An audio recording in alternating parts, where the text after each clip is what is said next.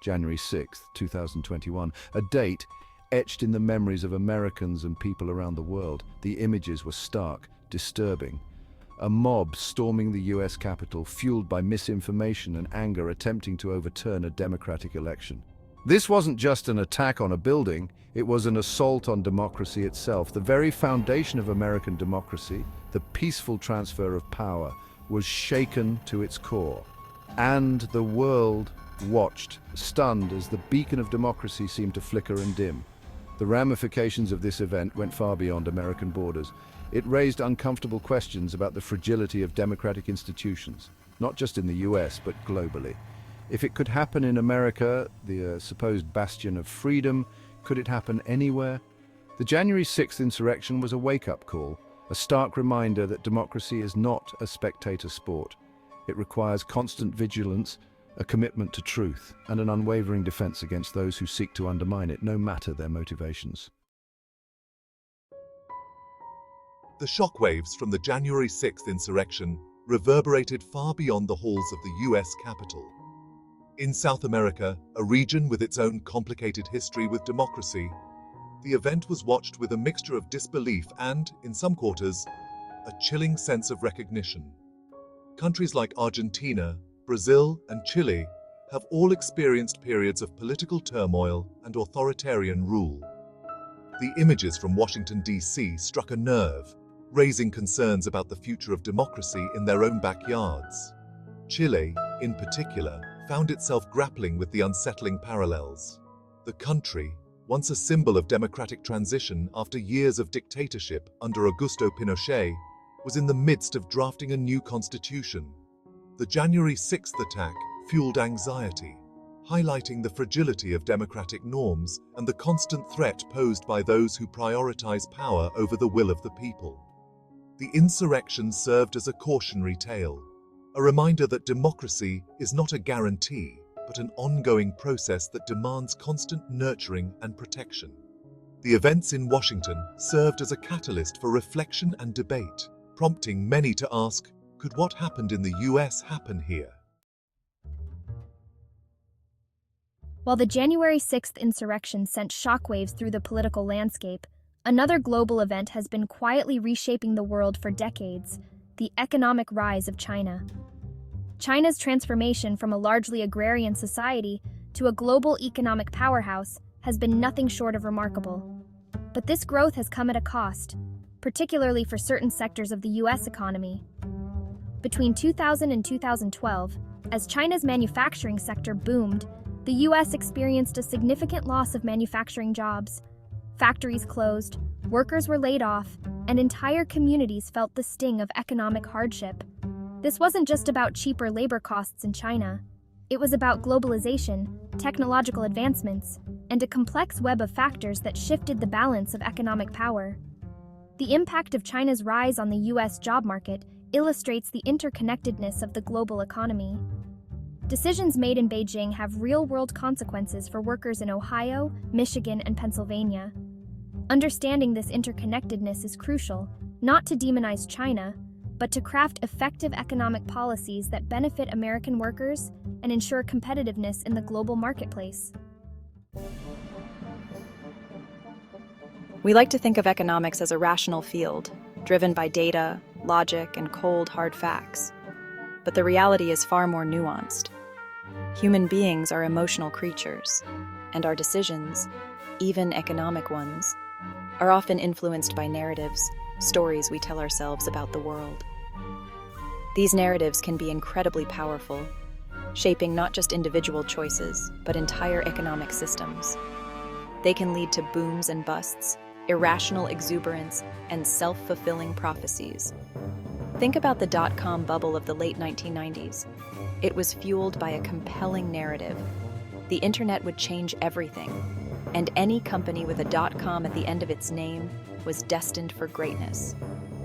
Investors poured money into startups, often ignoring traditional metrics of valuation.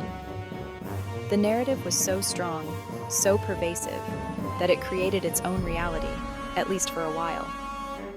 Eventually, the bubble burst, as bubbles tend to do, leaving behind a trail of shattered dreams and a valuable lesson about the power of narratives.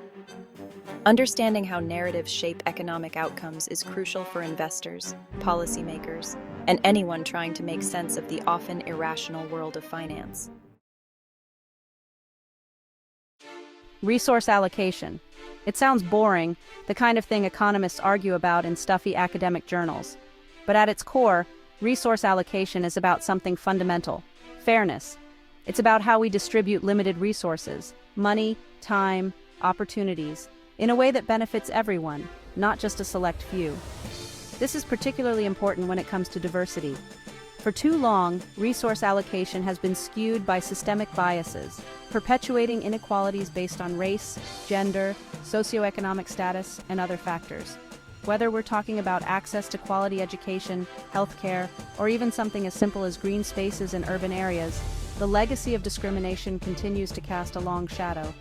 Addressing these historical inequities requires a conscious effort to allocate resources in a way that promotes diversity and inclusion. It means recognizing that talent and potential are evenly distributed, but opportunity is not. And it means taking concrete steps to level the playing field so that everyone has a fair shot at success. Let's get specific. One area where resource allocation and diversity intersect in a fascinating way is in school placements. Traditionally, school assignments have been based on geographic proximity. You live in this neighborhood, you go to this school. Seems simple enough, right? But this approach often reinforces existing inequalities. Affluent neighborhoods tend to have better funded schools, while schools in disadvantaged areas struggle with fewer resources and more challenges. Enter adaptive priority mechanisms. These systems use algorithms to assign students to schools based on a variety of factors, including socioeconomic status, academic performance, and proximity. The goal is to create more diverse and equitable learning environments. While not without their critics, adaptive priority mechanisms offer a glimpse into how we can use data and innovative approaches to address historical inequities in resource allocation. It's about recognizing that fairness doesn't always mean treating everyone the same. Sometimes, it means taking into account historical disadvantages and leveling the playing field so that everyone has a genuine opportunity to succeed. Section 8. The importance of context, understanding nuance in a globalized world. It's tempting to view global events through a simplistic lens. Good guys versus bad guys, us versus them, but the reality is rarely that black and white. The world is a messy, complicated place, and understanding global events requires nuance, critical thinking, and a willingness to engage with different perspectives. Context is key. What might seem like a straightforward issue in one part of the world can be fraught with historical baggage, cultural sensitivities, and complex political realities in another. Take, for example, the debate over free trade. On the surface, it sounds like a no-brainer: reduce barriers to trade and everyone benefits. But dig a little deeper and you'll find that free trade agreements can have unintended consequences, benefiting some groups while harming others. Understanding the nuances of these agreements, the potential winners and losers, is essential for crafting trade policies that promote economic growth while protecting workers and the environment. We live in an age of information overload. Every day we're bombarded with news, opinions, and data from a dizzying array of sources. It's enough to make your head spin. In this environment, critical thinking skills are more important than ever.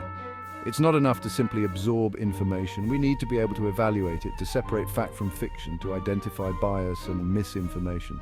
This is especially crucial when it comes to global events. The way an event is framed, the narrative that's spun, can have a profound impact on how we perceive it. Take, for example, the coverage of protests around the world. The same event can be portrayed as a righteous struggle for freedom and democracy by one outlet and as a violent riot by another. Developing critical thinking skills allows us to see through these biased lenses, to question assumptions, and to form our own informed opinions. Global events, both triumphant and tragic, offer valuable lessons about the world we've created and the world we want to build. They highlight the interconnectedness of our global community, the fragility of our institutions, and the urgent need to address systemic inequalities.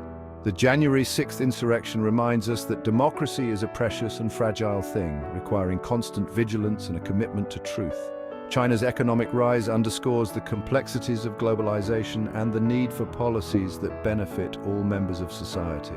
The power of narratives highlights the importance of critical thinking and media literacy in an age of information overload. And the debate over resource allocation reminds us that fairness and equity require a conscious effort to level the playing field and create opportunities for everyone to thrive.